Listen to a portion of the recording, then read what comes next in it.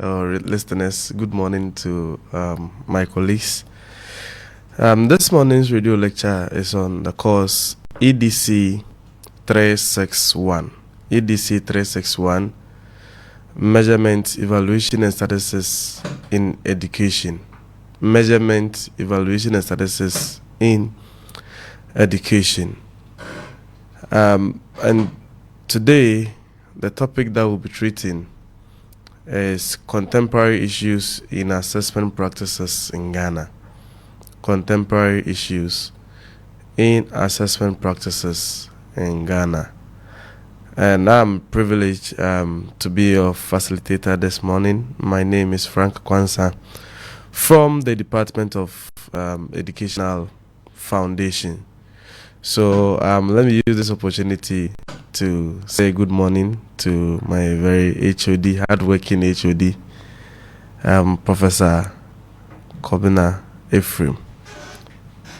So, as usual, you are going to have 45 minutes of lecture, and then we'll have 50 minutes for comment, discussion, and then questions. Our studio line that we'll be using after the first 45 minutes is 0503 92 3158. 0503 92 3158. It is the same line for WhatsApp, the same line for SMS. We're also streaming live on Radio Windy Bay 98.3 FM. That's our Facebook handle. And then on the university's website, we're also streaming live on www.uew.edu.gh. So, our level 300 students, this course is for you. And for all those who are taking the course, I'm sure you are glued to your radio sets or Facebook viewing, streaming, or even on the university's website. Let's have a good lecture this morning. After the 45 minutes, I will come back to you for some discussions and deliberations. So we take it up from there. So whenever we talk about contemporary issues in assessment practices in Ghana, we are basically talking about what are the current patterns of assessments, or are there any reforms in assessment, or what is going on recently with assessments in the forefront of our educational system. So, because at this level, we are looking at pre-tertiary institutions, so we will touch more on the pre-tertiary institutions, what is happening there, and then if we have chance, we could bring it up to the higher education institutions. So there are a lot of things that are happening with assessment in our education system, and it would interest us to know that every reform that we have with our curriculum translates into some reforms in assessment. But first of all, let me explain what assessment is. In our education enterprise, virtually we know about what we do in our classrooms. We teach, and then after teaching, we go back to the students to know how far they have come in their learning. So in assessment, we use procedures like quizzes, tests, class exercises, projects, and many other means to obtain information about the students that we are teaching, and that information is further used for making some decisions about students, some decisions about curricula, decisions about educational policies and programs. So I can think of the simplest decision that we make, predominant decision that are made with assessment concerning students. And an example is grading. So when we go into assessments, assessing our students day in, day out, whether it is a class exercise or whether it is a class test or whether it is a quiz, obviously we'll end up making some decisions. And what we usually do predominantly is for grading, for certification. There are other reasons why, or the other decisions that are taken. And because today our focus is not really about what assessment is, which I think has been treated a couple of weeks ago on the same platform, so we want to continue from there. The first contemporary issue I would want to talk about is the school-based assessments. The school-based assessment. So in the old curriculum, which is the objective-based curriculum, we, as a nation, our education system was used to, or what we knew as continuous assessment. And this continuous assessment comprised of 33 assessments that the teacher needs to carry out in the classroom for the academic year. So that was continuous assessment, 33, and that translates into 11 per term, since we use a terminal system. Term 1, you conduct 11 assessment, term 2, 11 assessment, term 3, 11 assessment. And so it was then a bit tedious for teachers, especially those who were class teachers. So if you're a class teacher and you are teaching about 7 subjects, and that will mean that you are supposed to conduct about 77 assessments for your students, and that was a bit tedious. But however, teachers were doing that because if you don't do it, the circuit supervisors, who are now known as CISOs, would come around and inspect your output of work. And I remember in my basic school days, you could have a teacher who come to class and divide the board into 5 and will be giving series of exercises, because that has to be done to compensate for the instances where the teacher wasn't able to cover some of the assessment that needs to be covered. And so whatever being the means, they needed to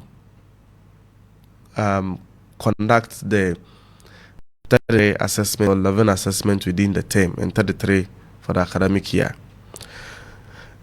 You would also observe that within the same context, we had situations where even within the same school, different teachers were doing different things for assessments.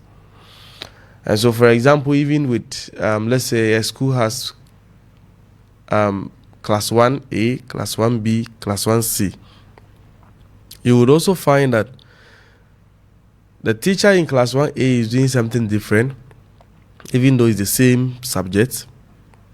The teacher in class 1B is also doing something different with assessment, and the teacher in class 1C is also doing something different.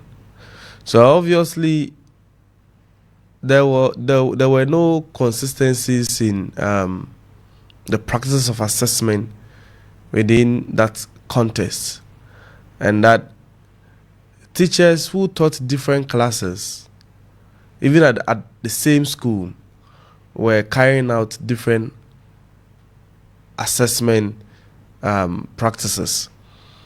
And you could just imagine what would happen from school to school. Still within the objective-based curriculum, we did not have much of performance-based assessments like projects where students were supposed to do hands-on things. It was largely about writing, true and poor. And within that, teachers, some or most of them, were not consistent with what they were doing even across semesters. And so this, based on these reasons, coupled with many other reasons like no standards of achievement in these subjects, and because of that, it was quite difficult to judge where students have gotten to within a particular period. And like I mentioned yesterday in the morning, I had a lecture on learner-centered, teacher-centered. The objective-based curriculum was more tilted towards the teacher-centered. And so the focus was just on writing exams, passing, chewing, or certain questions that would just demand students from pouring what they had learned. Now, fast forward, we still within the objective-based curriculum, we had an introduction of, or we had an assessment reform. That assessment reform introduced the school-based assessments. And the introduction of the school-based assessment was supposed to be a game changer for the context of assessment, or for assessment practices that teachers were implementing. What was so significant about the school-based assessment was that there was a project component that addresses one of the gaps that I mentioned. And then there was also a reduction in the number of assessments that needed to be conducted within a term or within the academic year. And so instead of now 11 assessments in a term, it was reduced to 4. So that means that instead of 33 assessments, we now have a reduction from 33 to 12. Now, this school-based assessment comprised of individual tests, group exercises, and then projects. Individual exercises, group exercises or group work, and projects. Remember, this was still within the objective-based curriculum, where we were still doing teacher-centered. Now, fast forward, we had curriculum reform again, moving from the objective-based curriculum to the standards-based curriculum, where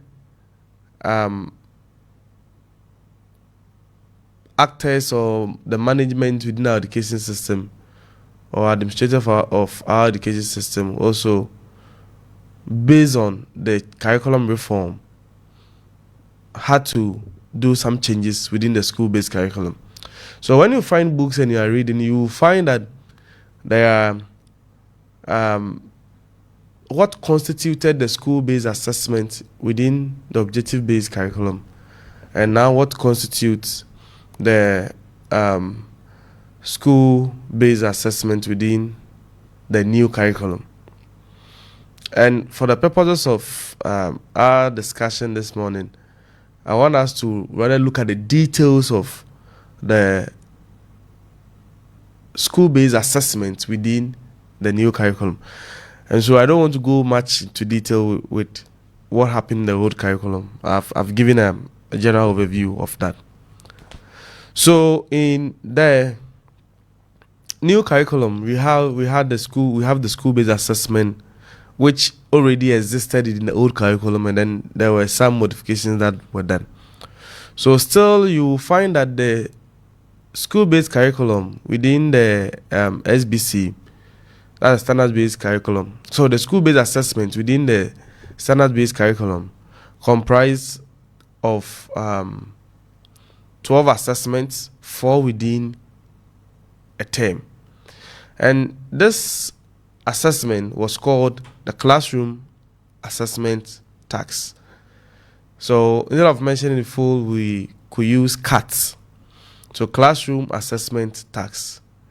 The assessment had CAT 1, CAT 2, CAT 3, CAT 4, CAT 5, CAT 6, CAT 7, CAT 8, CAT 9, and CAT 10, CAT 11, CAT 12.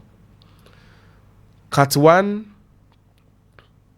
CAT 2, CAT 3, CAT 4 constituted the assessment for Term 1.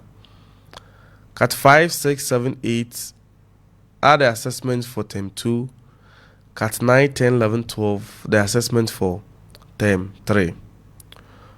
For every first assessment within each term, the teacher is supposed to do a group work. And that means that in CAT 1, CAT 5, and CAT 9, you are supposed to do a group work. So CAT 1, you do group work.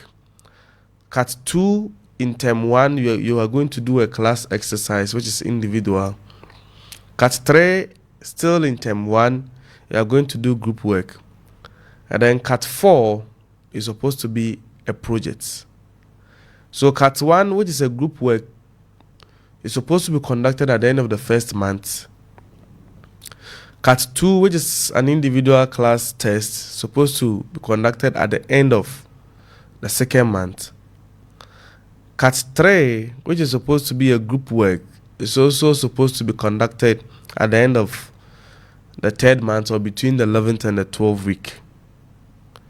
And then CAT 4, which is a project, is supposed to be given to the students right from the start of the term, and their projects needs to be submitted at the end of the term.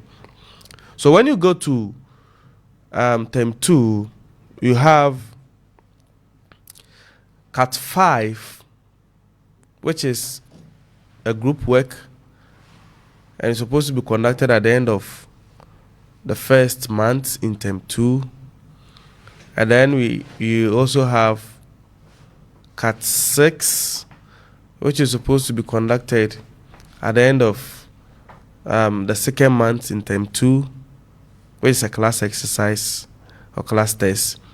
And then CAT 7 is also a project, it's a group work, which is supposed to be conducted around the 11th and the 12th week in Term 2. And then you have CAT 8, which is going to be a project for Term 2. So as usual, you give the project to the students at the beginning of the term, and then they submit at the end of the term. When we get to Term 3, we have classroom assessment tax, in short CAT 9, which is a group work that is supposed to be conducted at the end of the first month.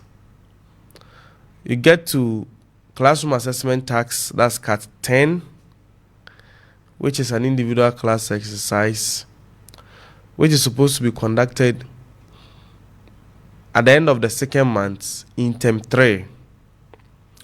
And then we have the classroom assessment tax, CAT 11, which is a group work, and that happens to be the third assessment in Term 3. So it's supposed to be conducted at around the 11th and the 12th week. And then we have the last assessment, Cat 12, which happens to be the final assessment in term 3. That is supposed to be a project you give to the students at the beginning of the term, and then they turn in at the end of the term. So you could find that Cat 159 is a group work, Cat 2610 class test, Cat 3711 group work, and then Cat 4, 8, and 12, they are all projects. So you find that in this reform, we had more group works, projects, than individual tests. And this is also in connection with the curriculum reform that we had. I mean, the introduction of the standards-based curriculum, which centered more on group work, collaboration, critical thinking. And it is believed that while students engage in group works, more of group works, projects, they would be able to attain the skills that are relevant in our 21st century. So you find that the projects, in the projects, which is Cat 4, 8, and 12, we just don't give, as teachers, we don't just give the project to the students and then they only submit products.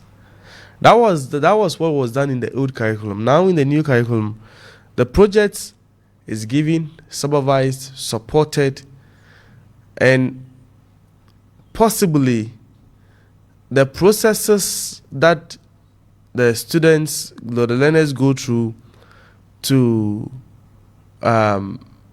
develop the final product is supposed to be visible to the teacher. And because of that, on the projects, if you are scoring, the scoring needs to be done looking at the preparedness of the learners, look at the process that was used, and you look at the product, and you do a general evaluation of the entire project, and a score is given. So the scoring is done on these 4 phases, and these dimensions helps us to know whether what we wanted to achieve had been achieved. So that is about the school-based assessment. Let me mention that teachers have the authority to conduct more assessment beyond the 4 that has been structured for us. Now that is because sometimes you might need some information which you might be in the 2nd week and you need information about the learners. You want to find out how things are progressing, or from some classroom observation you realize that there are things that you need to be sure of before you move on. So you may conduct some assessments to supplement the main 4 assessment that we've talked about, that we call CATs. So that is the first phase of the contemporary issues in assessment practices, and have to move on to the next contemporary issues in assessment. For those who just joined, there's a radio lecture series on EDC 361, Measurement, Evaluation and Statistics in Education. It is a course for level 300 students. And then we are talking about the topic contemporary issues and assessment practices in Ghana. And I mentioned that we are looking at what is now at the forefront of our assessment practices in Ghana. Are there new things that are springing up, and how should they be implemented? And so we started off with the school-based assessment. The school-based assessment, which I took it from the old curriculum, that's the objective-based curriculum, and then I brought it to the new curriculum, and I mentioned the various components of the school-based assessment and the changes that we have seen. So that is that. Then you have to move on to computer-based assessments. Computer-based assessment. We all recall that when COVID emerged, particularly we were in Ghana and COVID visited us. And I'm sure we all remember what happened.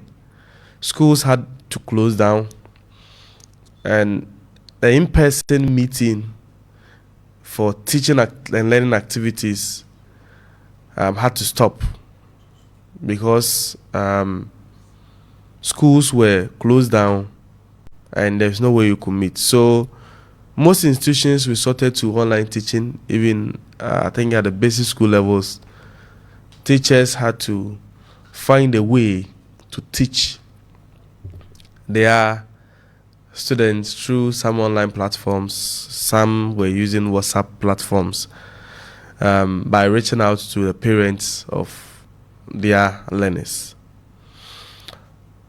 Now, whilst teaching had to move online, assessments also followed,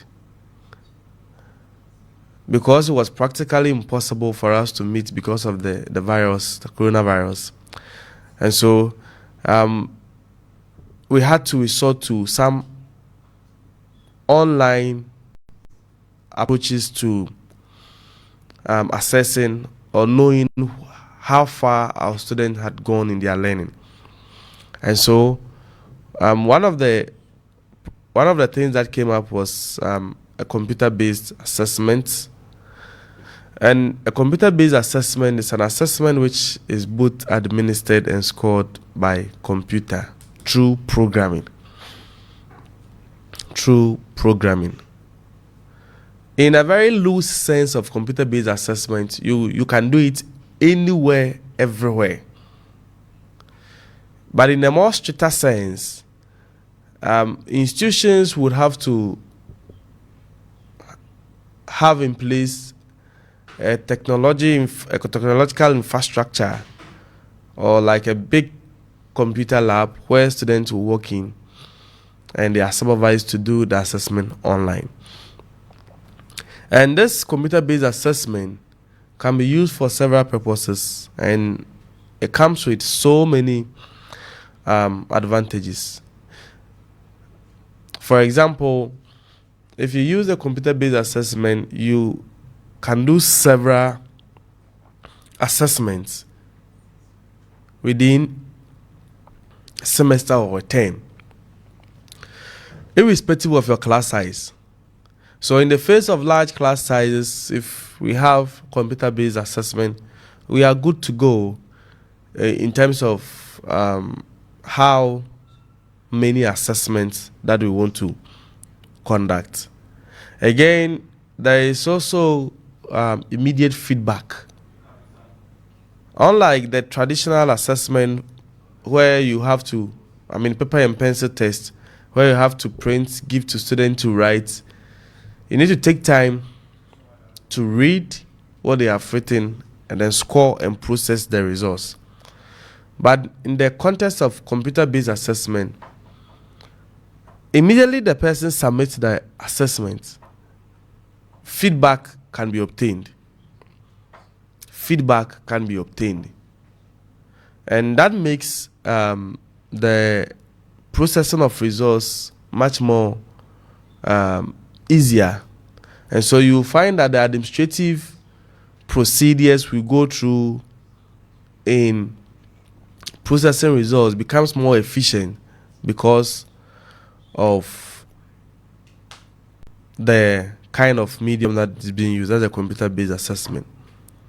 Again, the test is accessible anywhere and anytime. The test is accessible anywhere and anytime.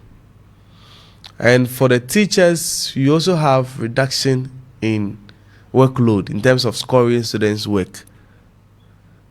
Scoring, recording, and processing students' results. Finally, I want to also talk about the fact that the computer-based assessment has a higher level of objectivity and consistency in scoring. As human scoring can be affected by errors coming from, for example, fatigue and other factors, for computer-based assessment, once the system is structured in a way that there are no errors, there is no way it's going to introduce any errors in the scoring. So despite the good side of the computer-based assessment, we also have some challenges. The first challenge I want to talk about is there are situations where the test takers are not familiar with digital or computer-related activities. And you are likely to find learners in some parts of the country who haven't seen a computer before. They haven't seen a digital device. And so imagine that you would have to introduce computer-based assessment. You are going to have a lot of anxiety and difficulties in how they navigate the assessment that has been given to them. And so in many instances, you are going to, if you are not careful, you'll be introducing more errors to the assessment that is being conducted. It would also surprise you that even at the higher education level, some students still struggle with using technological devices. So obviously it becomes a challenge. And so the use of the CBA, that's a computer-based assessment, should always be done within a context where students are familiar with the platforms that are being used and the digital devices that are being used. Another challenge is availability of non-availability of gadgets and internet. There are instances where the learners do not have access to gadgets and internet. And I'm sure there are teachers who moved online during the COVID would attest to this fact that there were some of the students they couldn't reach with even some assessment that they wanted to give to them, or even some resources that they had to give to them, because they were not having gadgets or internet was not available. Again, because the computer-based assessment is more sophisticated, you need some level of training or some level of expertise before you will be able to navigate safely on that in that space.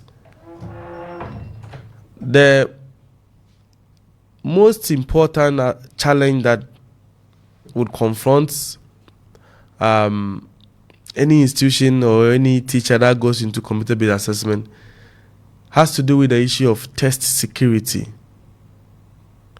Test security, test taker identity, and issues of cheating. If the computer-based assessment operates in a way where students or learners can take the assessments anywhere they want, then there is an issue with who is taking the test at what point in time. Are we sure that there is no cheating? Are we sure that our test items are safe? So in places where they have that digital infrastructure to support this, they allow students to take it everywhere, and they have a lot of robust mechanism to ensure that students are able to do the tests and still they're able to safeguard the integrity of the tests. So still some schools are using the school-based assessment from whether it's a pre-tertiary institution or higher education institutions. So that is another thing that is also happening within the context of assessment practices in Ghana. The final contemporary issue I want to touch on as part of our assessment practice in Ghana is in connection with what has been termed as the student transcript portal, the student transcript portal system.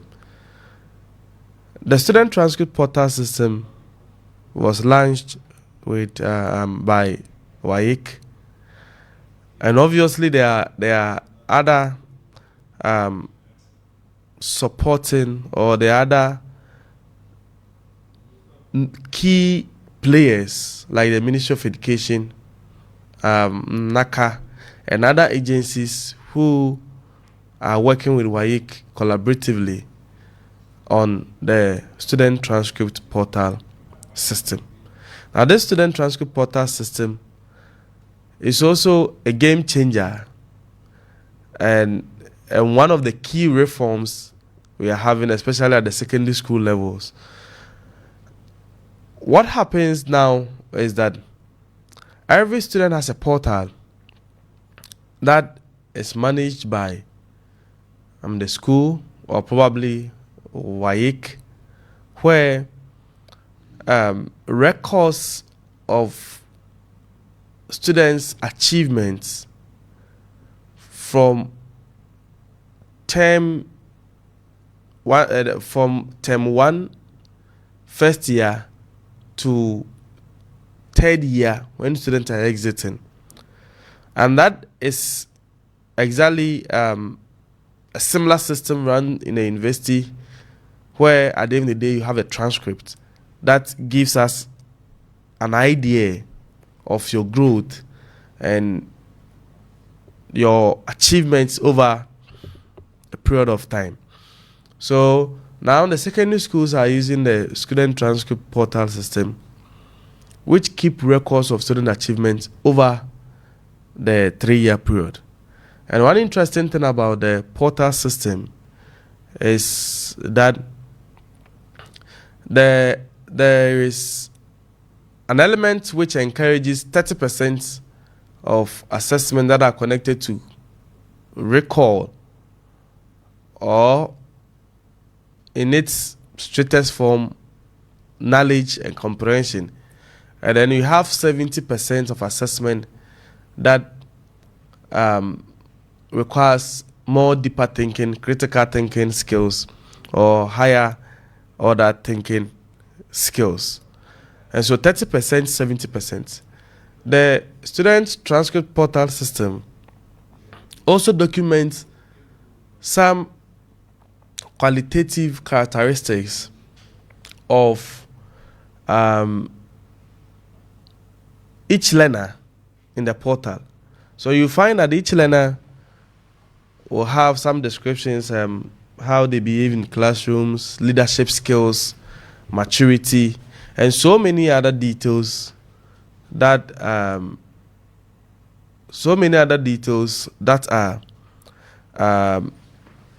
significant to the development of the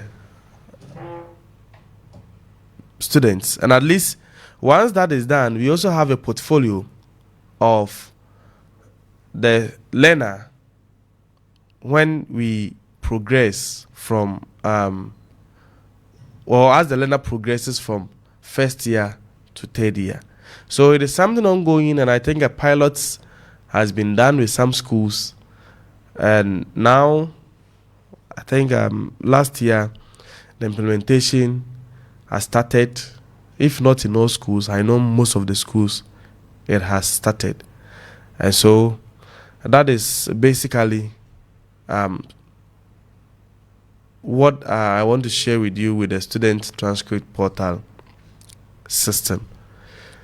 So this morning we have discussed some contemporary issues. I've touched on school-based assessment within the old curriculum, and then the school-based assessment in the new curriculum, and then we have also talked about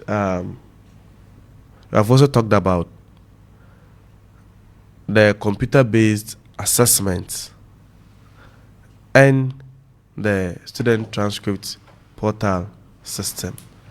So at this point, I'm going to pause and we'll take comments, we'll take questions.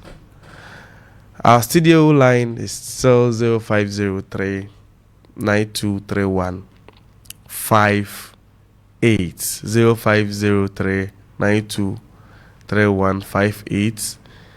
It is a call line. It can also be used for SMS, or you can also send your WhatsApp on that number.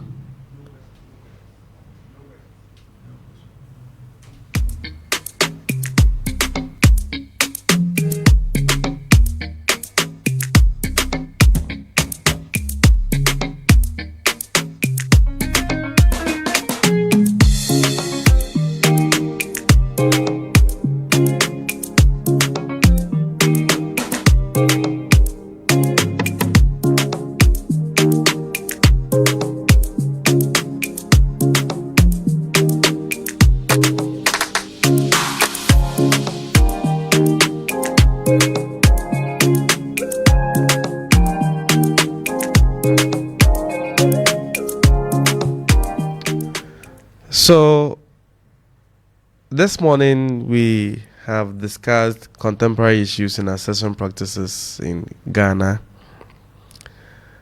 and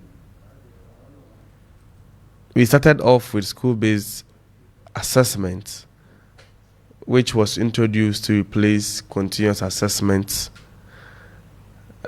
within the old curriculum, and then the focus was to reduce the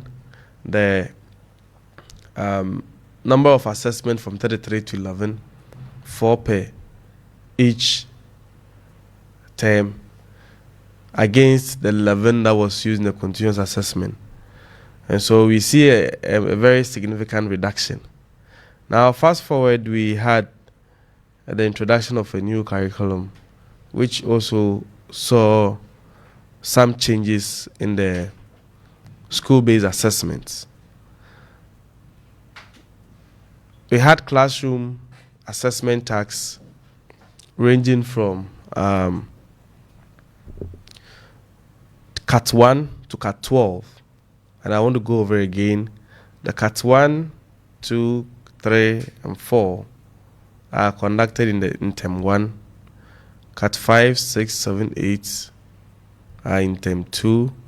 And then Cat 9, 10, 11, 12 in Term 3. So the first assessment in each term, that is Cat 1, Cat 5, Cat 9, are all group works that are supposed to be conducted at the end of the first month in each term. So Cat 1 in term 1, Cat 5 in term 2, Cat 9 in term 3. And then we have Cat 2, 6, and 10. Cat 2 in term 2, term 1, Cat 6 in term 2, Cat 9 in term 3. And they are all class exercises that are supposed to be conducted at the end of term 2 of the respective terms. So we also have the third assessment in each term, Cat 3, Cat 7, Cat 11. They are all group work. So Cat 3 is supposed to be conducted at the end of the third month, or the 11th, or the 12th week. Cat 7 in term 2, that is the third assessment, supposed to be conducted around the 11th or the 12th week.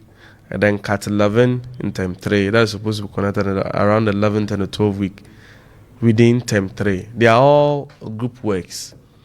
And then we have the final assessment for each term, Cat 4 in term 1, Cat 8 in term 2, Cat 12 in term 3. They are all projects that are given to the students right from the start of the lesson, the term, and then it is turned in at the end of the term. And I mentioned that what happens is that the teachers are supposed to monitor from preparation through the process, through the products, and then an overall evaluation of the project before a score is given. I also explained that another reform, which is a computer-based assessment, which was already in existence before COVID, but became more widespread after COVID emerged. And that computer-based assessment is about administering and scoring assessments by computer through some programming. I mentioned that it has so many advantages that we could tap in, including immediate feedback, enhancing administrative efficiency in the processing of results, allowing reuse of test items, objectivity and consistency in scoring, which is high.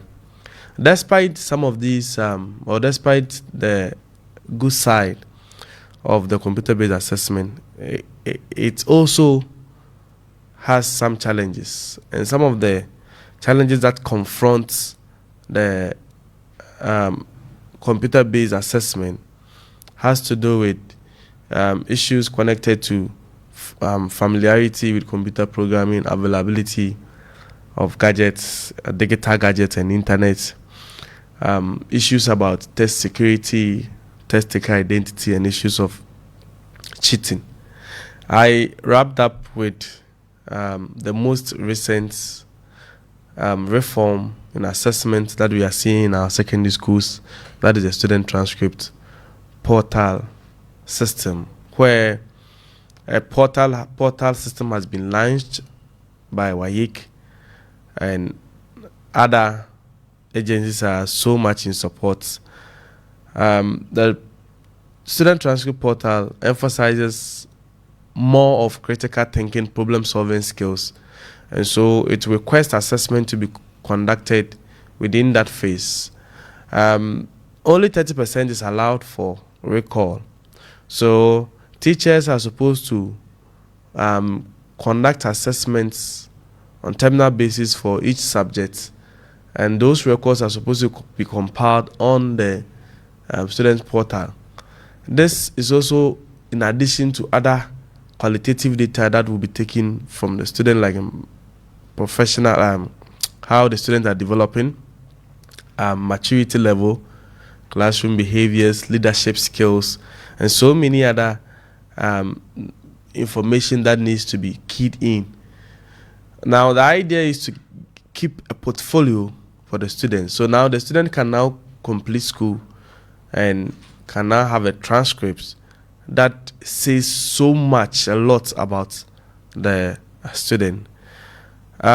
This student transcript portal takes our mind off of the old system where we do a one shot kind of assessment. You go to school, you're only evaluated at the end of the day by what you had in your WASI. So you realize that after secondary school, the WASI only becomes the lens through which we can judge you on, or we can evaluate your training or your progress throughout the secondary school. But now it is changing. Beyond the WASI resource, you are also going to have a much more information about you on how you fared on the 3-year secondary school. So we would end here, and then if you have any further questions, any comments, I will encourage you, when you go to class, put them down. When you go to class, you ask the various lecturers. Thank you so much for staying glued to your radio sets, and thank you to all our listeners. A very good morning to all of us, and let's have a wonderful day. Thank you.